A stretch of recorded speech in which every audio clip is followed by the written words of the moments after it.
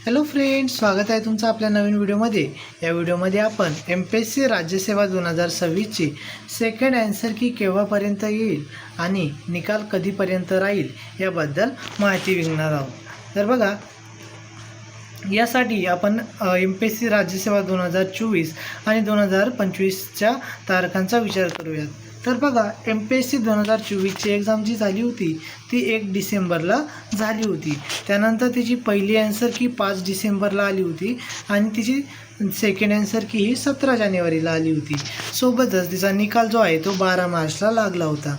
म्हणजे एक्झाम डिसेंबरमध्ये, second answer की जानेवारीमध्ये आणि निकाल जो लागला तो 12 मार्चला लागला होता। त्या म्हणजेच याच्यामध्ये एक्झामच्या डेटपासून तर निकालापर्यंत सुमारे 3.5 ते 4 महिन्यांचा कालावधी लागलेला आहे। पहिली आन्सर की 4 दिवसात आणि 45 दिवसांच्या आसपास ही सेकंड आन्सर की येते आणि 90 ते 110 दिवसांच्या आसपास निकाल आलेला आपल्याला दिसतो। त्यासोबतच बघा, 2025मध्ये 9 नोव्हेंबरला एक्झाम झाली होती। त्याची पहिली आन्सर की जी आहे ती 13 नोव्हेंबरला आली होती आणि सोबतच सेकंड आन्सर की जी आहे ती 2 जानेवारीला आली होती।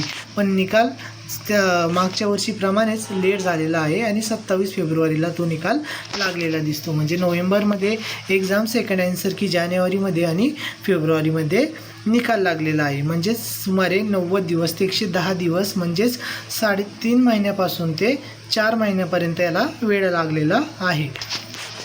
तर बघा, आता त्या हिशोबाने आपण जर विचार केला असता तर पहिली उत्तर तालिका येण्यास 4 दिवस लागतात, म्हणजे याच्या आधी लागलेले आहे। त्यानंतर दुसरी उत्तर तालिका 45 दिवसाच्या आसपास येते। त्यासोबतच निकाल हा 90 ते 110 दिवसामध्ये लावला जातो। तर बघा, आता यावेळेस आयोगाने सांगितले आहे की आम्ही आपल्या ज्या निकालाच्या प्रोसेस आहे किंवा या ज्या आन्सर की आणि निकालाच्या प्रोसेस आहे त्या स्पीडअप करणार आहोत। त्या दृष्टीने विचार केला असता MPSC राज्यसेवा 2026च्या बाबतीत बघा, प्रथम उत्तर तालिका जी आहे ती 1च दिवसात आलेली आहे।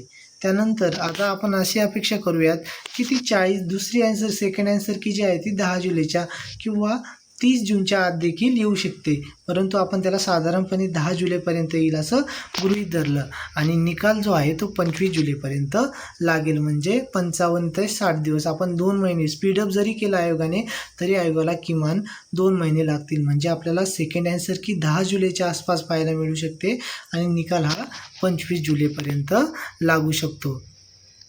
व्हिडिओ तुम्हाला आवडल्यास व्हिडिओला लाईक करा आणि आपल्या चॅनलला सबस्क्राईब करा।